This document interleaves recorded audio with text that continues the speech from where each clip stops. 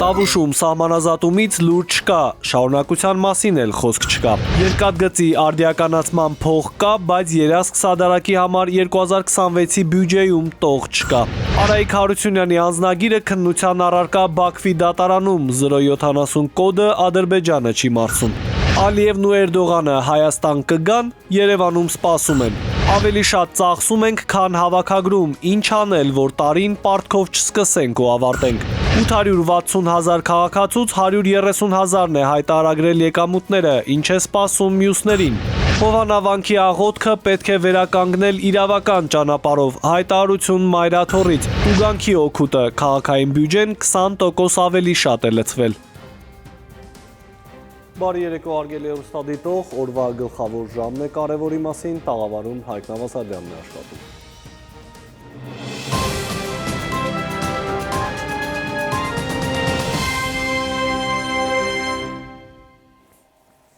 Եվ այսպես Հայաստանը չի մասնակցել Ալմաթիում կայացած ԱՊՀ երկրների պաշտպանության նախարարների հանդիպմանը։ Ղազախստանի պաշտպանության նախարարությունը հայտնում է, որ անդամ երկրների ռազմական գերատեսչությունները քննարկել են ազգային բանակների մարտական պատրաստվածության զարգացման և ամրապնդման հիմնական ուղղությունները։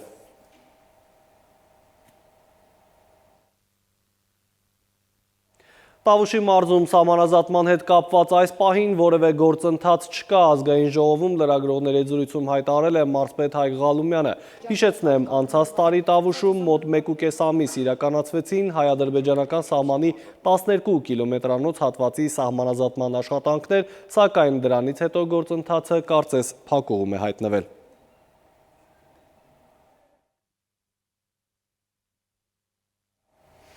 Հայաստանի իշխանությունը ամեն ինչ անելու է, որ խաղաղության պայմանագիրը միս ու արյուն ստանա։ Ազգային ժողովի նախագահ Ալեն Սիմոնյանի կարծիքով, որ խաղաղությունը թղթից հողի վրա էլ տեղափոխվի, անհրաժեշտ է Բաքվի կամքն ու ցանկությունը։ Մինչդեռ, ասում է, Երևանում սպասում են Ալիև-Էրդողան զույգին 2026-ին կայանալիք գագաթնաժողովին։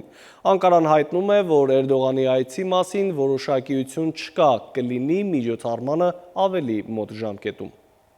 Ադրբեջանի նախագահը չի մասնակցելու Հայաստանում նախատեսված Եվրոպական քաղաքական համայնքի 8-րդ գագաթնաժողովին։ Փաշինյանն էր Ալիևին և Էրդողանին հրավիրել Հայաստան։ Լրագրողները ազգային ժողովի նախագահից փորձեցին ճշտել Ալիևի Հայաստան չգալու հնարավոր պատճառները։ Անվտանգային հարցեր կան։ Ազգային ժողովի նախագահն իր ադրբեջանցի գործընկերոջ հետ զրույց է հիշատակեց։ Միլի Մեջլիսի խոսնակ Սահիբա Գաֆարովան հայտնել էր, թե ինքը խնդիր չի տեսնում հայ գործընկերոջ հետ համագործակցության և փոխադարձ այցերի առումով։ Իմ գործընկերոջ հետ հանդիպման ժամանակում նա խնդրեց ինձ, որպեսզի ես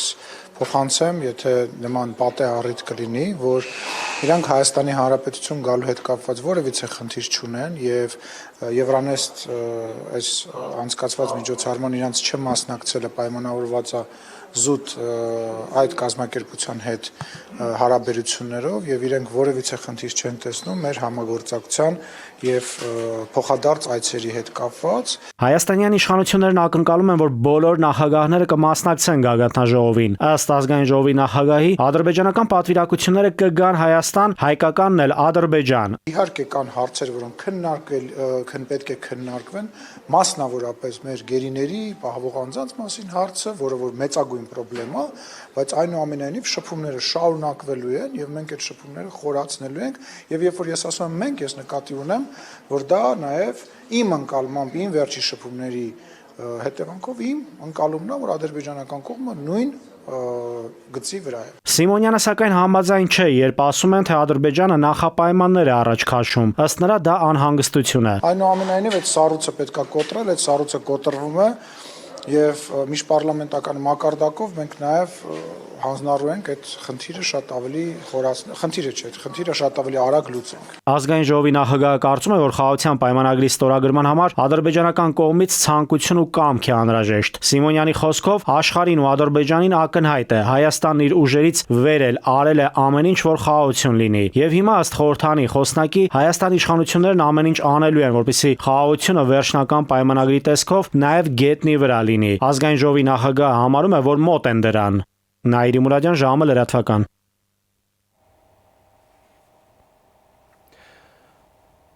Ադրբեջանում հավատարմագրված դիվանագիտական կորպուսի հետ օկուպացված Զանգելանայցի ընթացքում Ռուսաստանի դեսպան Միխայել Եվդոկիմովը անդրադարձել է Ադրբեջանի հիմնական մասը Նախիջևանին կապող Հայաստանով անցնող ճանապարհին։ Այն 44 կիլոմետր է և կարելի է վերականգնել մոտ 2 տարում, քանի որ թունելները չեն քանդվել, պահանջվում է միայն երկաթուղային համալիրի վերականգնում։ Դեսպան Եվդոկիմովի կարծիքով ճանապարհը ոչ միայն կամրապնդի Ադրբեջանի և Հայաստանի հարաբերությունները, այլև պայմաններ կստեղծի տարածաշրջանում տնտեսական կապերի զարգացման համար։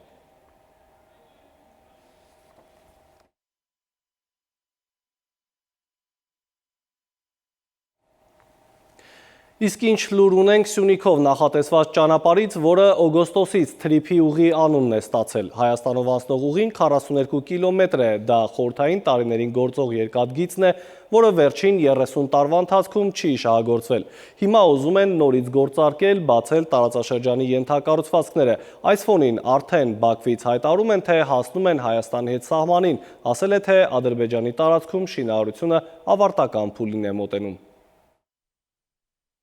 Սյունիքի Թրիփից Թրամփի միջազգային խաղաղության ու բարգավաճման երթուղուց Երևանն էական նորություններ չունի։ Գործը դեռ մայրաքաղաքում է, մարզերի և համայնքների հետ աշխատանքին չեն հասել։ Քննարկումների փուլ է լրագրողների հետ զրույցում հայտնեց տարածքային կառավարման պատասխանատու նախարարը։ Փոխվարչապետ Մհեր Գրիգորյանն էլ հավելում է, խորը դետալիզացված քննարկումների փուլ է։ Օրակարգում մեջբերում եմ ենթակառուցվածքների տեսքը, ձևը և բովանդակությունը։ 42 կիլոմետրը երկաթգծի երկարությունն է, մնացած ենթակառուցվածքները դեռևս տեխնիկական զննության և բիզնես պլանավորման կարիք ունեն։ Դա ոչ թե հանգույց է, որը լինելու է հենց կոնկրետ մեկ կետում կամ մեկ վայրում, մեկ գծով, այլ ուղղակի կախված ենթակառուցվածքից։ Յուրաքանչյուր ենթակառուցվածք կունենա իր տեխնիկական նկարագիրը և նախագիծը։ Իսկ որ ենթակառուցվածքը կազդարարի Թրիփի ստարտը։ Փոխվարչապետն իր ձևակերպմամբ առաջընկնել չի ուզում, բայց գնահատելով իրավիճակն ասում է, մեջբերում մինչ օրս կատարած աշխատանքների իմաստով ամենահասուն լուծումները երկաթգծի մասով են։ Մեջբերման վերջը Գրիգորյանը հիմնավորում է, պարամետրերը հայտնի են, խորհրդային ժամանակաշրջանում երկաթգիծը կար, հիմա պետք է վերականգնվի։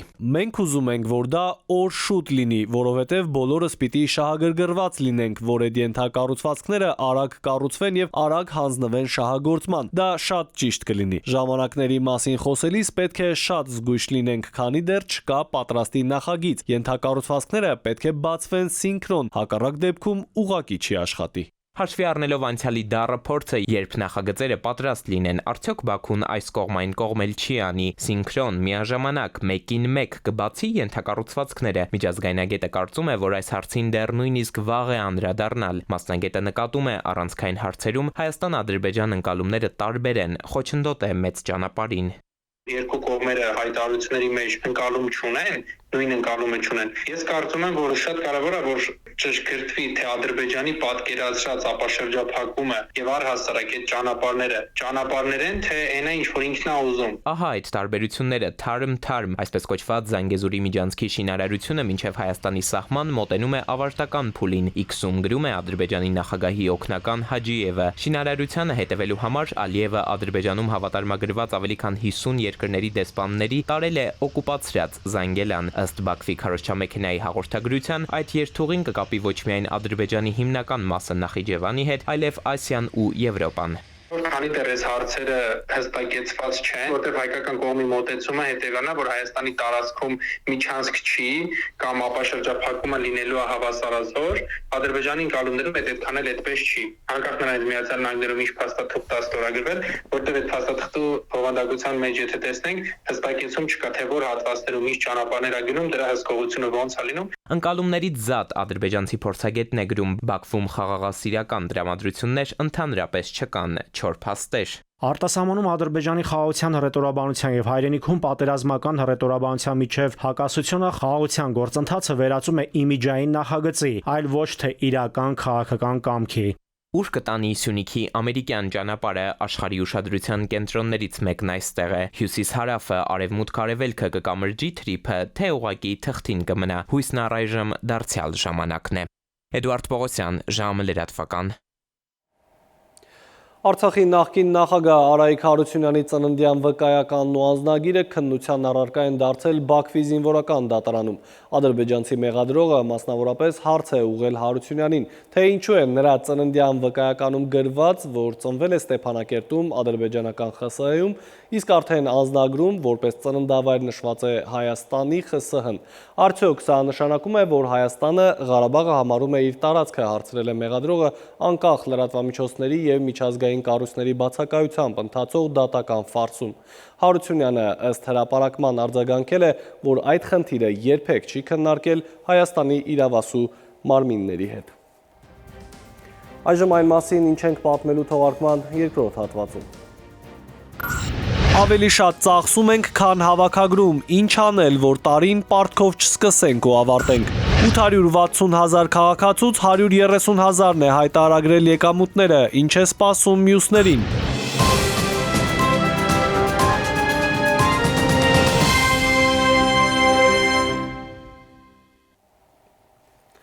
Մենք կրկին ուղիղ եթերում ենք, շարունակենք թողարկումը։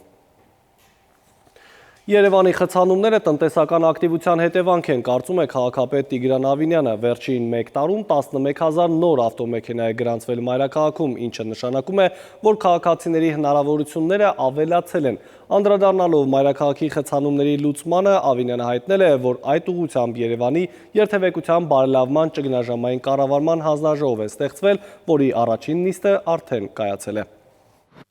Իհարկե նաև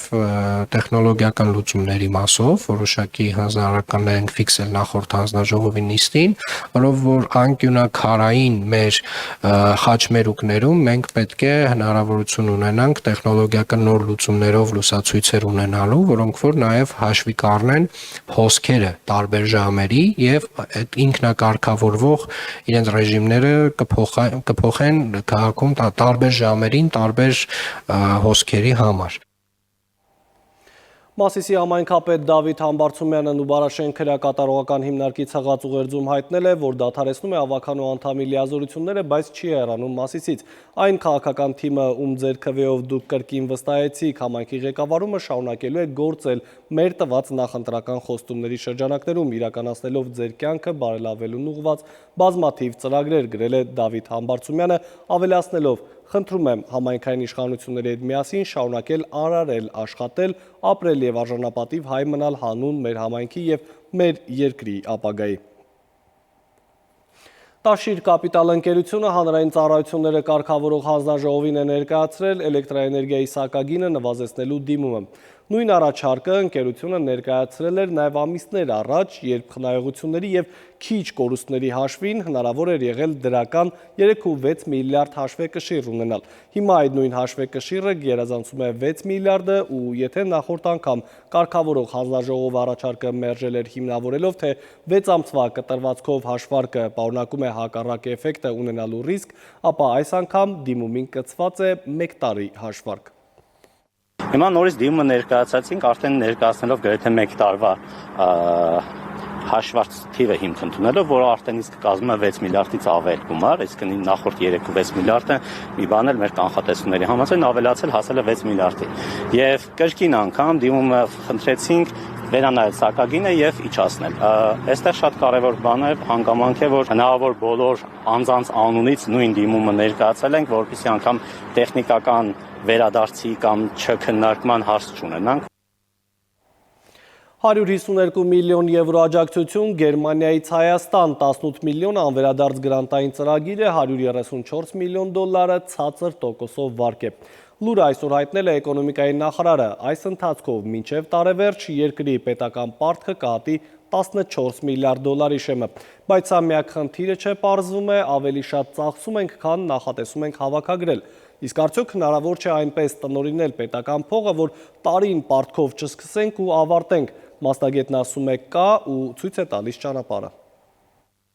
Հայաստանի պետական պարտքը շարունակում է աճել։ Կարելի է իհարկե չմտահոգվել այս խնդրով եւ դա թողնել բարձր կաբինետներին։ Սակայն վերջնացնքում այդ գումարը մարելու ենք մենք բոլորս, եթե իհարկե հնարավոր լինի դա մարել։ Հիմա մեր պարտքը 13,7 միլիարդ դոլար է։ Մինչև տարեվերջ հավանական է այս թիվն ավելանա։ Համենայն դեպս հաջորդ տարվա ընթացքում այն միանշանակ աճելու է։ Պլանավորում ենք 3 տրիլիոն 628 միլիարդ դրամի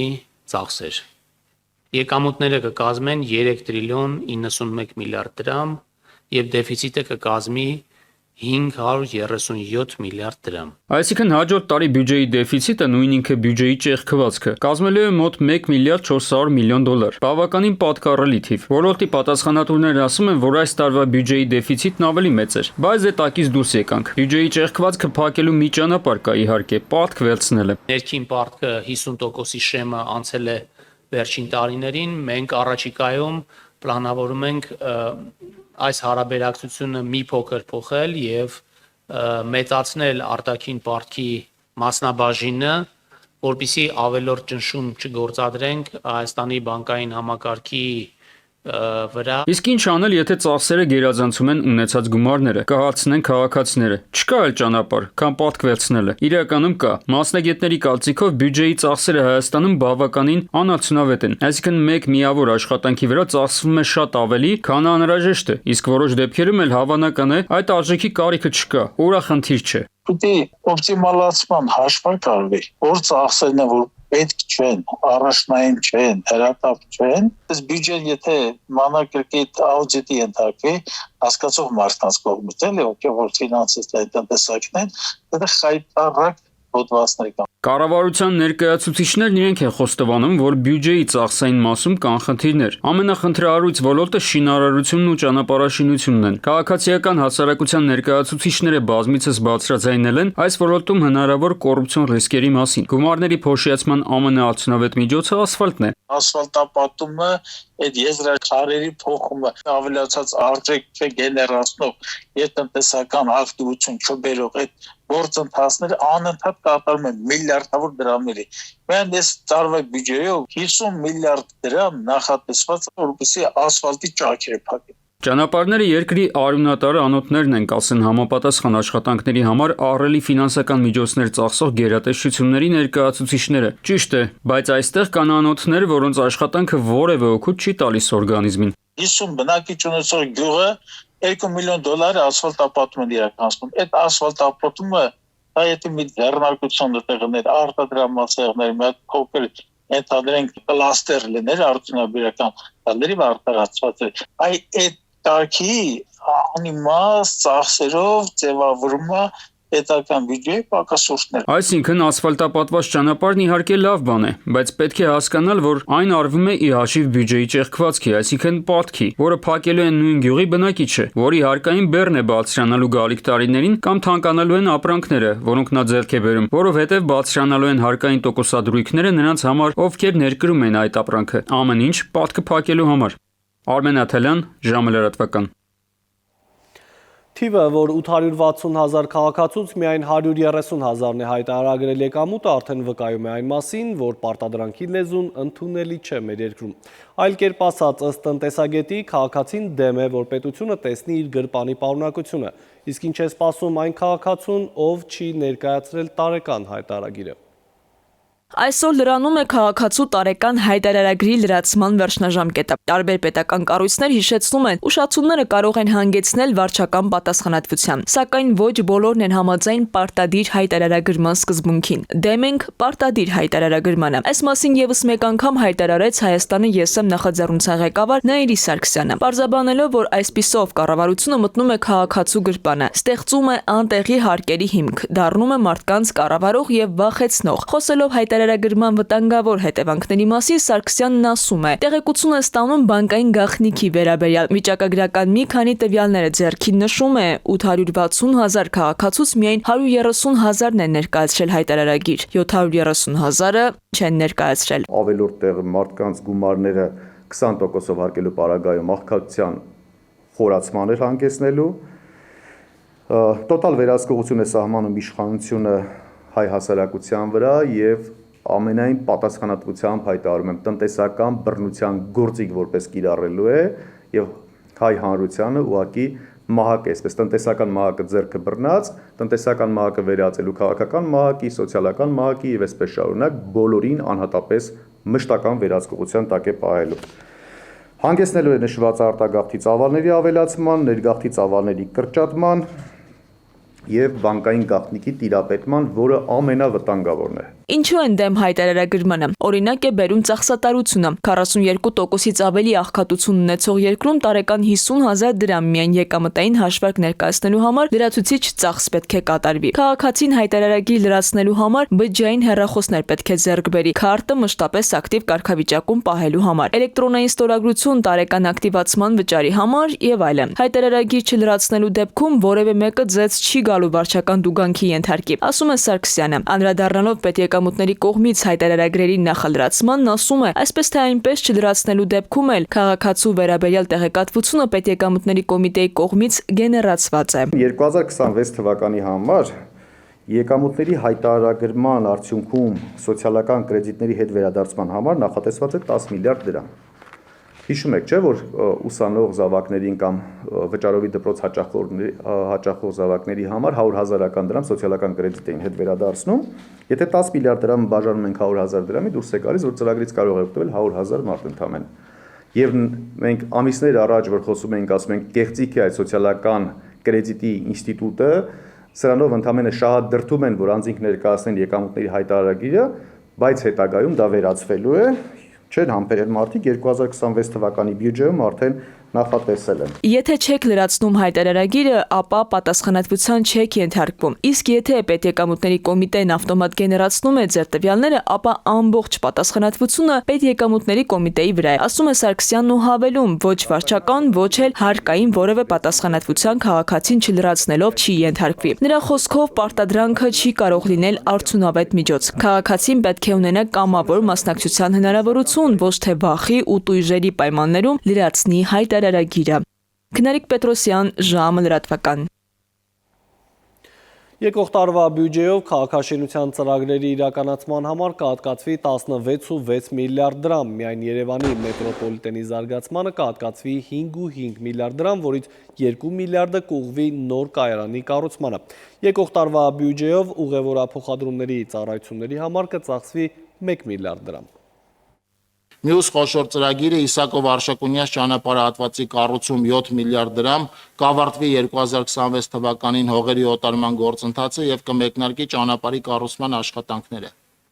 Մյուս ծրագիրը կրկին վերաբերում է մայրաքաղաք Երևանին, խոսքը Երևանի բուսաբանական այգու տարածքում անտարպուրակի կառուցման աշխատանքներն են, մենք այնտեղ ավարտական փուլում ենք եւ 2026 թվականին նախատեսված է 901.5 միլիոն դրամ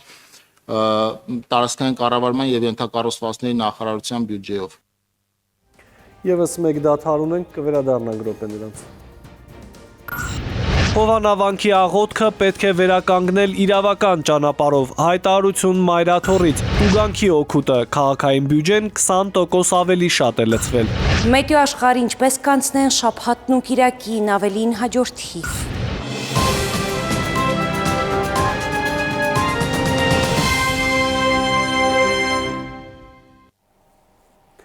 Մենք վերադարձանք, դուք դիտում եք ժամի գլխավոր թողարկումը։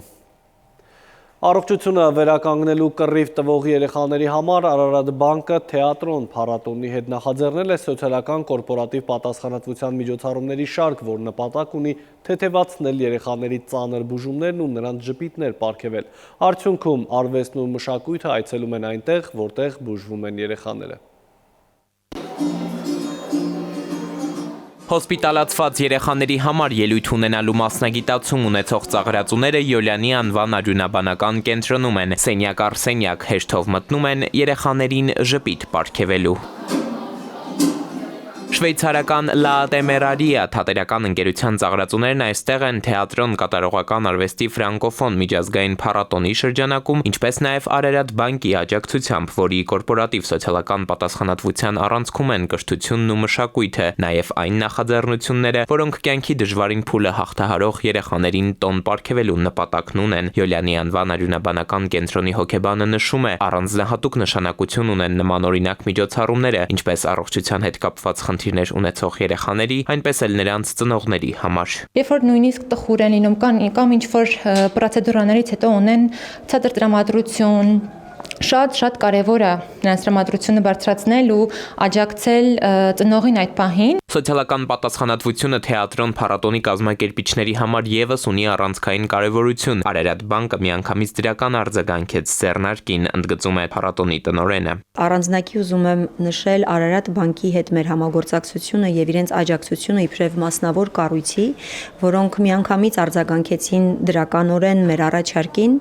եւ սա խոսում է նաեւ մեր մասնավոր ընկերությունների սոցիալական պատասխանատվության գիտակցության մասին, ինչը շատ ուրախալի է եւ ես հույս ունեմ, որ մեր համագործակցությունը շարունակական կլինի։ Սոցիալական պատասխանատվությունը եւ հատկապես մշակութային տարբեր նախաձեռնությունների միջոցով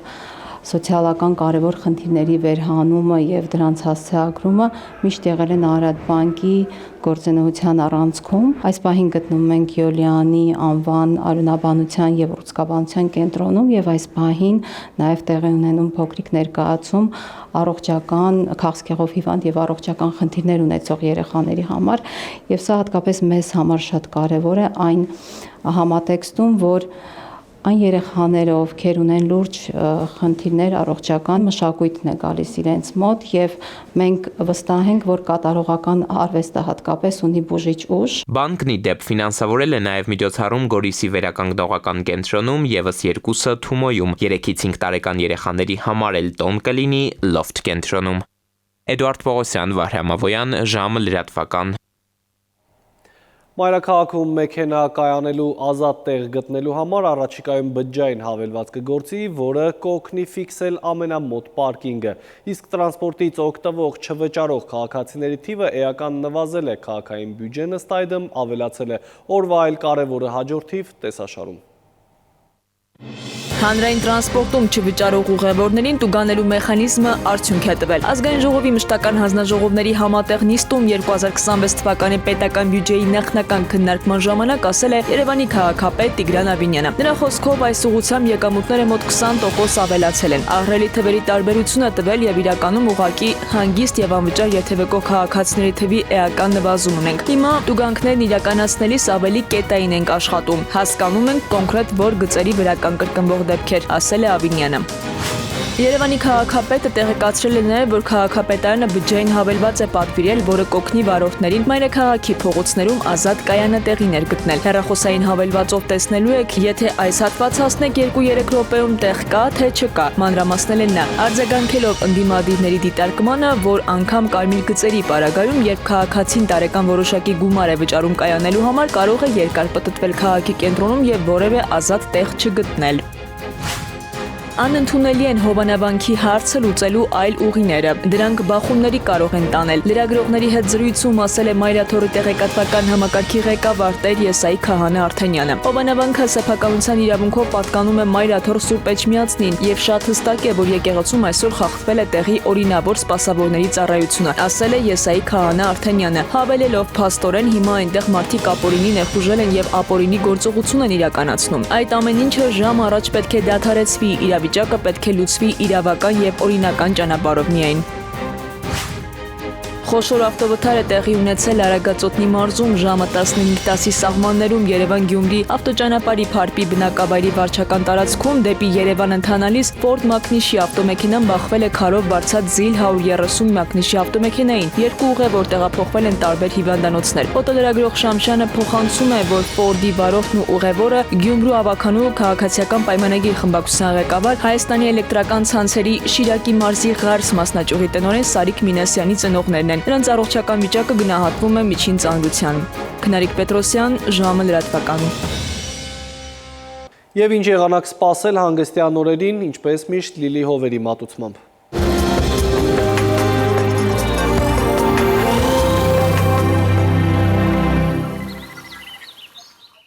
Բարի երեկո, եղանակի տեսության հովանավորն է Ֆերոսի ապրանքանիշը,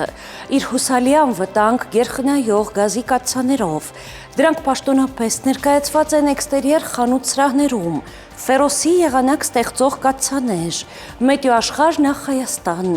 մեր երկրի մեծ մասում շաբաթն ու կիրակին կանցնեն արևոտ երկնքով, առանց ստեղումների,